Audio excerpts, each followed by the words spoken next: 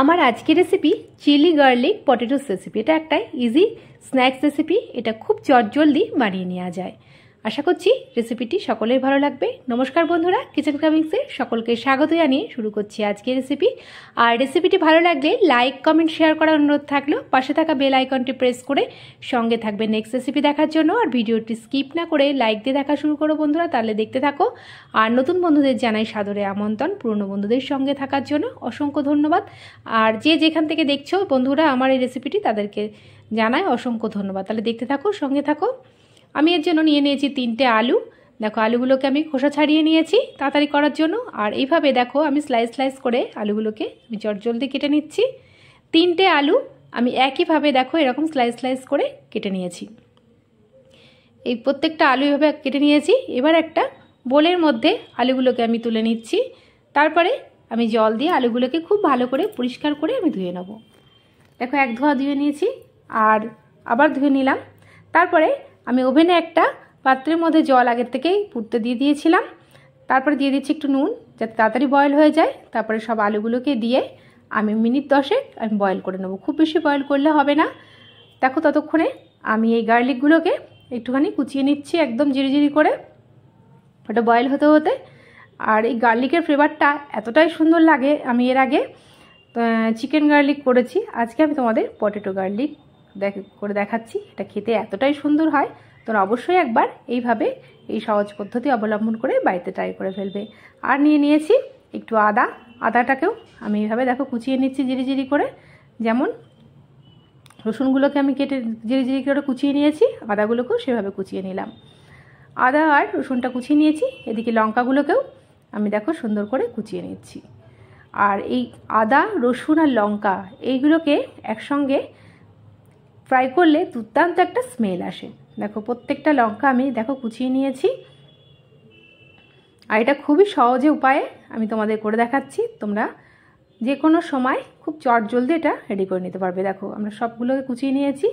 এদিকে আমি দেখো এবার নিয়ে নিয়েছি একটু স্বাদ মতন লবণ একটা বাটির মধ্যে, আর নিয়ে নিয়েছি একটু কাশ্মীরি লঙ্কার গুঁড়ো, আর এদিকে দিয়ে দিচ্ছি একটু চিনি। এবার আমি দেখো এটা আমালদিস্তার এটা হাতলটা দিয়ে আমি এটাকে একটু ডাস্ট করে নিচ্ছি, চিনিটা যাতে একদম পুরো ডাস্ট হয়ে যায়।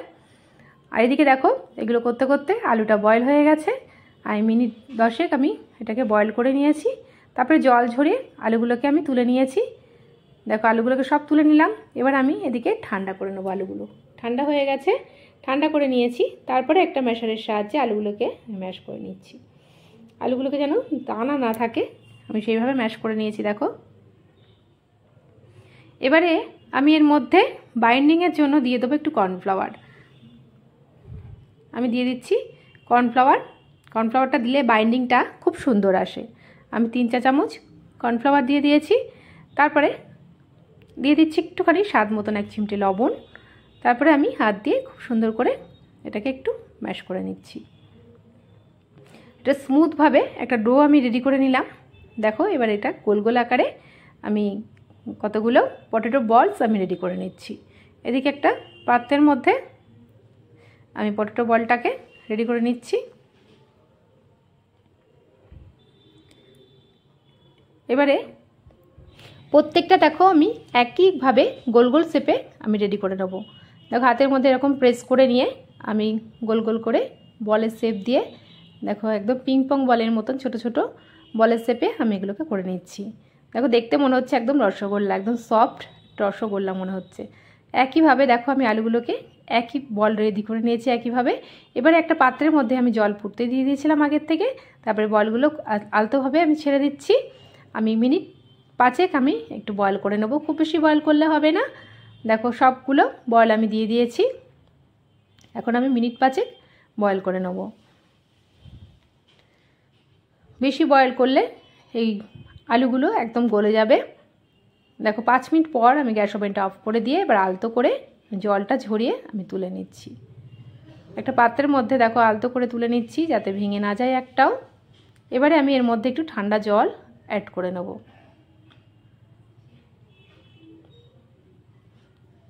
দেখো এর মধ্যে এবার আমি একটু ঠান্ডা জল, নর্মাল ঠান্ডা জল আমি দিয়ে দিচ্ছি। তোমরা চাইলে ফ্রিজের জলও দিতে পারো। জল দিয়াতে দেখো একদম যেটা মানে নরম হয়ে গেছিলো সেটা একদম ব্যালেন্সে চলে আসলো, একদম নর্মালভাবে। এবার আলতো করে দেখো আমি তুলে নিচ্ছি একটা প্লেটের মধ্যে জল ঝরিয়ে।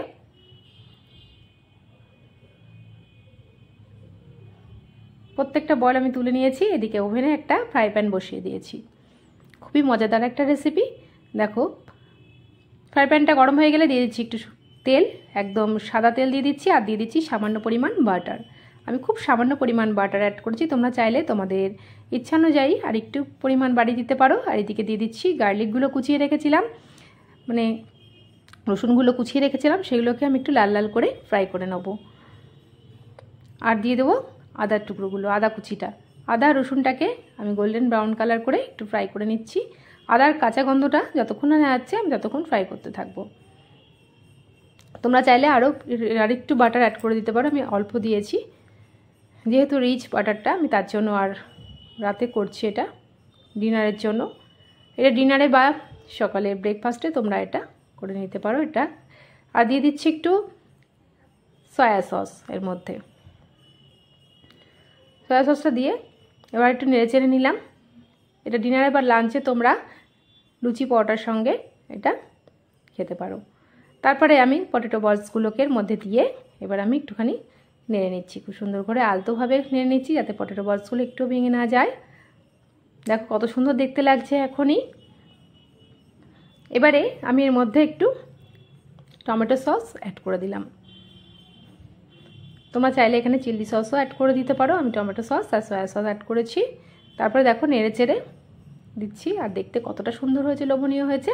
আর এটা যেটা আমি চিলি তারপরে সল্ট আর সুগার একসঙ্গে আমি ডাস্ট করে রেখেছিলাম, সেটাকে আমি মিশিয়ে দিলাম। দেখো কতটা লোভনীয় হয়েছে দেখতে, আর খেতেও দুর্দান্ত হয়েছিল।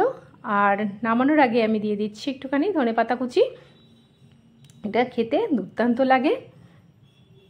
দেখো এইভাবে আমি ভালো করে নেড়ে নিয়েছি। এবার একটা প্লেটের মধ্যে আমি সার্ভ করে নিচ্ছি। এটা গরম গরম রুটি পরোটা সঙ্গে দুর্দান্ত লাগে খেতে। এটা নানের সাথেও তোমরা খেতে পারো। আশা করছি রেসিপিটি সকলের ভালো লেগেছে। ভালো লাগলে লাইক কমেন্ট শেয়ার করার অনুরোধ থাকলো। পাশে থাকা বেল আইকনটি প্রেস করে সঙ্গে থাকবে নেক্সট রেসিপি দেখার জন্য। আর ভিডিওটি স্কিপ না করে পুরোটি দেখার অনুরোধ থাকলো বন্ধুদের কাছে।